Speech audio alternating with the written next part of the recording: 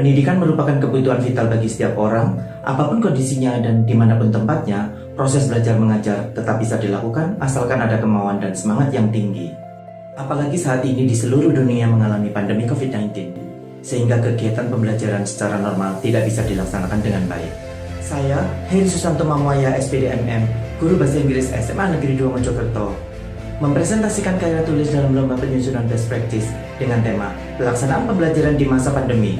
Judul best practice saya adalah mengajar di masa pandemi dengan menggunakan karya kreatif guru sebagai virus positif pembelajaran inovatif. Sebagai abstraksi best practice, seperti yang kita tahu bahwa dengan adanya pandemi COVID-19, maka kegiatan pembelajaran menjadi terganggu. Dan karena pendidikan harus tetap berjalan, pemerintah mengeluarkan kebijakan tentang pembelajaran jarak jauh dan pembelajaran tatap muka terbatas.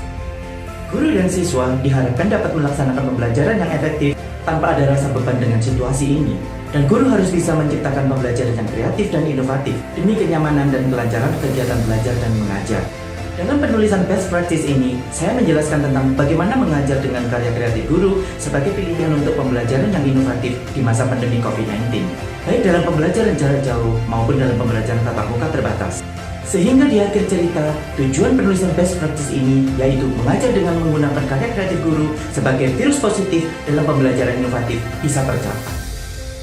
Sebagai rumusan masalah, berdasarkan latar belakang permasalahan tentang pelaksanaan pembelajaran di masa pandemi yang saya ajukan dalam best practice ini adalah: yang pertama, bagaimana mengajar di masa pandemi menggunakan karya kreatif guru sebagai virus positif pembelajaran inovatif.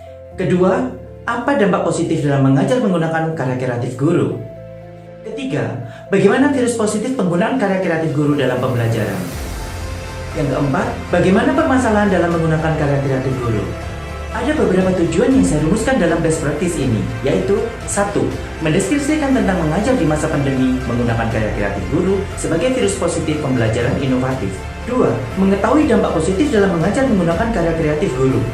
3. Mengetahui tentang virus positif penggunaan karya kreatif guru dalam pembelajaran. 4. Menggunakan permasalahan yang terjadi dalam proses belajar mengajar dengan menggunakan karya kreatif guru dalam pembelajaran inovatif. Dalam riset yang telah tertuang dalam best practice ini, ada beberapa manfaat yang saya harapkan. Yang pertama, manfaat bagi siswa, yaitu 1. Penggunaan karya kreatif guru bisa meningkatkan semangat belajar siswa di masa pandemi. 2. Penggunaan karya kreatif guru dapat meningkatkan hasil belajar siswa yang maksimal. 3. Model pembelajaran ini bisa menjadi solusi buat siswa dalam pembelajaran jarak jauh dan pembelajaran tatap muka terbatas. Yang kedua, manfaat bagi guru. 1. Hasil research ini bisa dijadikan sebagai salah satu alternatif untuk menyelesaikan permasalahan dalam pembelajaran jarak jauh dan pembelajaran tatap muka terbatas. 2. Memotivasi guru untuk menghasilkan karya kreatif dan inovatif yang sangat berguna bagi stakeholder di bidang pendidikan. Yang ketiga, manfaat bagi sekolah. 1.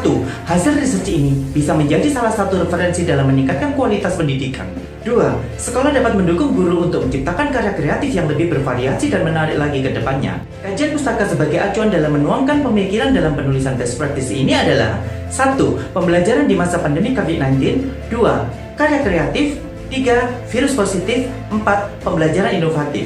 Metode penelitian yang saya gunakan dalam penulisan best practice ini adalah: yang pertama, prosedur dalam melaksanakan penelitian, yaitu perencanaan, sosialisasi, pelaksanaan, monitoring, evaluasi dan rencana tindak lanjut, serta hasil. Yang kedua, instrumen yang saya gunakan dalam penelitian ini adalah handphone, laptop, dokumen perencanaan, foto kegiatan, angket dan kuesioner, catatan hasil pengamatan, dan dokumen hasil belajar siswa. Bagaimana cara pemecahan masalah yang saya gunakan? Yang pertama, kegiatan belajar dan mengajar dengan menggunakan karya kreatif guru berupa aplikasi pembelajaran satu pintu, yaitu Google Classroom untuk mengakses video pembelajaran melalui media sosial YouTube, TikTok, dan Instagram, serta penjelasan materi pembelajaran secara tertulis dan lengkap melalui Google Sites. Selanjutnya, untuk mengirim tugas secara online, kehadiran siswa, serta penilaian dengan menggunakan Google Forms, dan sebagai ruang komunikasi antara guru dan siswa dengan menggunakan WhatsApp dan Zoom Meeting. Yang kedua, menindaklanjuti hasil dari kegiatan belajar dan mengajar selama masa pandemi dengan menggunakan karya kreatif guru dan mengevaluasi permasalahan dalam penerapan metode pembelajaran tersebut. Yang ketiga, komunikasi dan sharing dengan guru mata pelajaran melalui KKG, koordinasi dengan guru dan wali kelas, dan mendokumentasikan hasil pemecahan masalah sebagai forum evaluasi pelaksanaan kegiatan belajar dan mengajar di masa pandemi dengan menggunakan karya kreatif guru dalam pembelajaran inovatif. Pembahasan berikutnya dalam best practice ini adalah tentang hasil dan pembahasan. Yang pertama, keadaan awal. yaitu 1. Kebijakan pemerintah, 2. Karya kreatif guru yang dipersiapkan, 3. Penggunaan karya kreatif guru, 4. Jadwal pembelajaran, 5. Platform media sosial. Yang kedua, proses pembelajaran. 1. Pembelajaran jarak jauh dengan menggunakan karya kreatif guru selama 1 jam. 2. Pembelajaran tatap muka terbatas dengan menggunakan karya kreatif guru selama 30 menit di sekolah. Yang ketiga, hasil pelaksanaan program.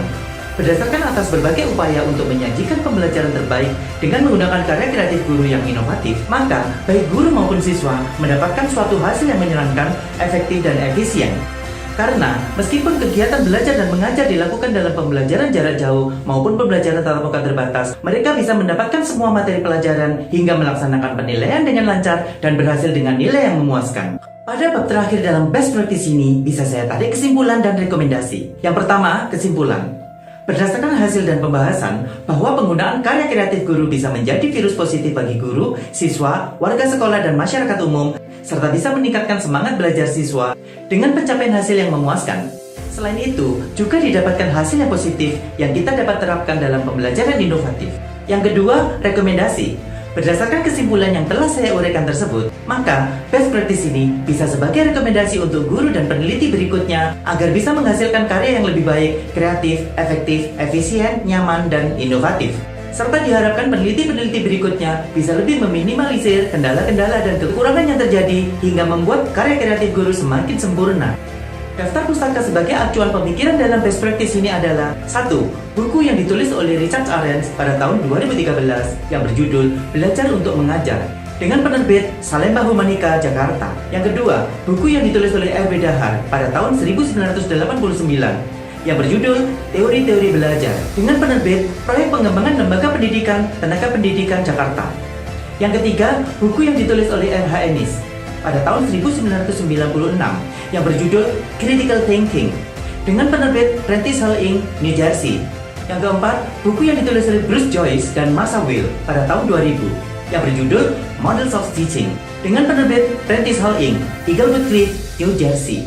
Beberapa lampiran dalam best practice ini adalah 1. Foto kegiatan pembelajaran jarak jauh dan pembelajaran tatap muka terbatas. 2. Surat perintah tugas. 3. Kartu tanda anggota PGRI. 4. Surat pernyataan kehasilan karya. 5. Lembar pengesahan. Demikianlah presentasi saya dalam karya tulis best practice dengan judul Mengajar di Masa Pandemi Menggunakan Karya Kreatif Guru sebagai Virus Positif Pembelajaran Inovatif.